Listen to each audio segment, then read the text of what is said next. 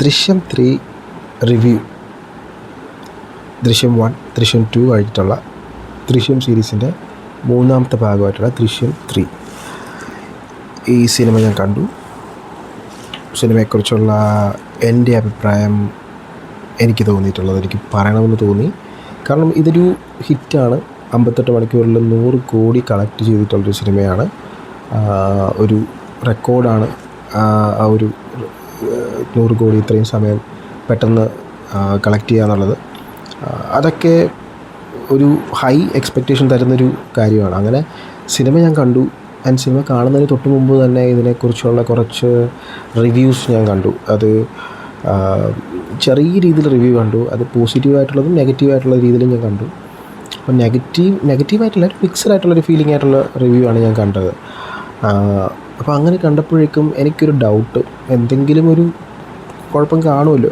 ആദ്യം ഫ്രീ ആയിട്ട് കാണാമെന്നായിരുന്നു ഞാൻ വിചാരിച്ചിരുന്നത്. പക്ഷേ അറിയാതെ കണ്ടു. കാരണം സിനിമ കഴിഞ്ഞ് കുറച്ച് ദിവസം കഴിഞ്ഞിട്ടാണ് ഞാൻ കണ്ടത്. ഇന്നാണ് കണ്ടത്, സൺഡേ ആണ് കണ്ടത്.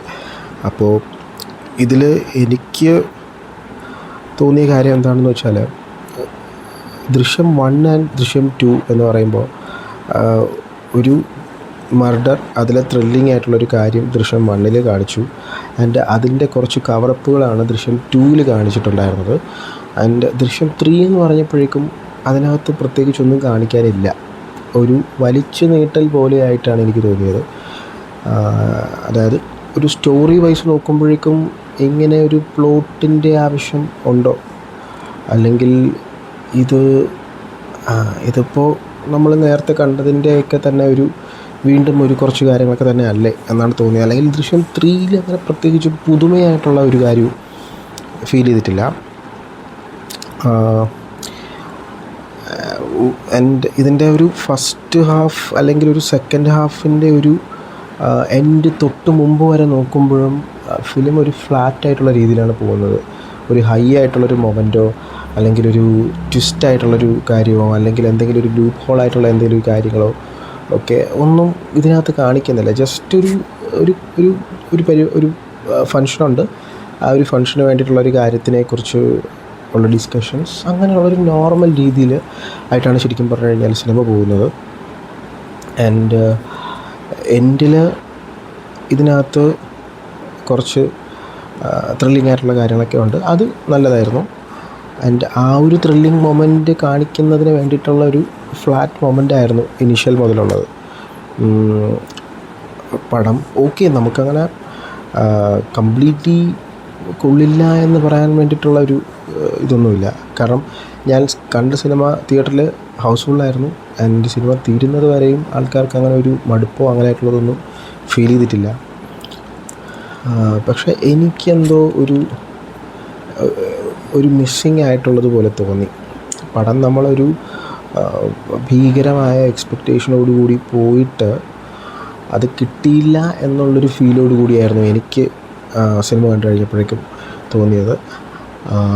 ബാക്കി മോഹൻലാൽ ഇതിനകത്ത് കാണിച്ചിട്ടുള്ള ഒരു ആക്ടിങ് വൈസ് ആണെങ്കിൽ പോലും, ആക്ഷൻ ആണെങ്കിൽ പോലും, ഡയലോഗ് ഡെലിവറി ആണെങ്കിൽ പോലും എല്ലാം നമുക്ക് ഒരു കൺവിൻസിങ് ആയിട്ട് തോന്നിക്കുന്ന രീതിയിലാണ് ചെയ്തിട്ടുള്ളത്.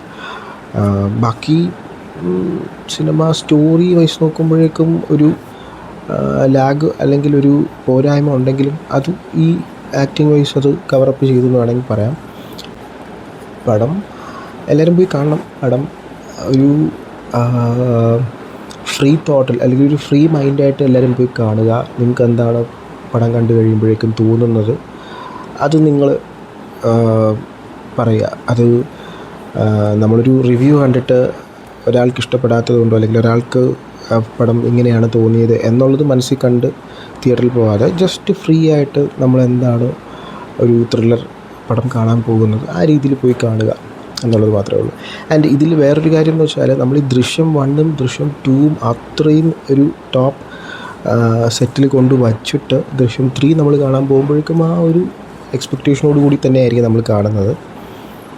സോ അതാണ് ഇതിനകത്തുള്ളൊരു പോരായ്മയും. കാരണം ഒരു നോർമൽ പടമായിട്ട് നമ്മളിപ്പോൾ അല്ലെങ്കിൽ ഒരു എക്സ്പെക്റ്റേഷനും ഇല്ലാതെ നമ്മൾ പോയി കാണുന്നൊരു പടമൊക്കെ ആണെങ്കിൽ നമുക്ക്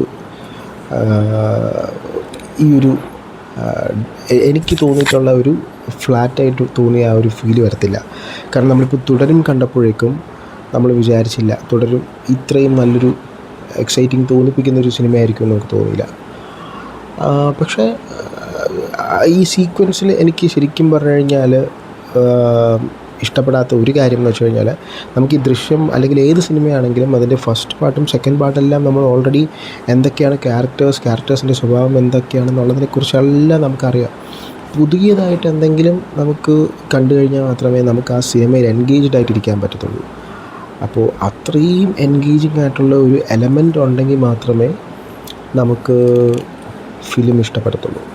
അപ്പോൾ ആ ഒരു ബിഗ് എലമെൻറ്റ് ഈ സിനിമയിൽ നമുക്ക് കൊണ്ടുവരാൻ പറ്റുക എന്ന് പറയുന്നത് കുറച്ച് കഷ്ടപ്പാടുള്ള കാര്യമാണ്. പക്ഷേ കുഴപ്പമില്ലാത്ത രീതിയിൽ സിനിമ ചെയ്തു വച്ചിട്ടുണ്ട്. സോ എല്ലാവരും കാണണം പടം. നിങ്ങൾക്ക് എന്താണ് തോന്നിയത് അത് നിങ്ങളുടെ അഭിപ്രായം പറയണം. So thank you.